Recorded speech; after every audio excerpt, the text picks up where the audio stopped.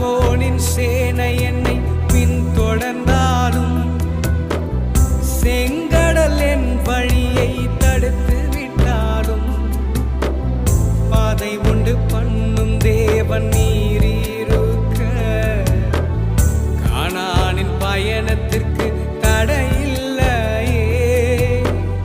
புல்லுள்ள இடங்களில் மேய்த்திடுவீரே, நன்மையும் கிருபையும் தொடர செய்வீர்.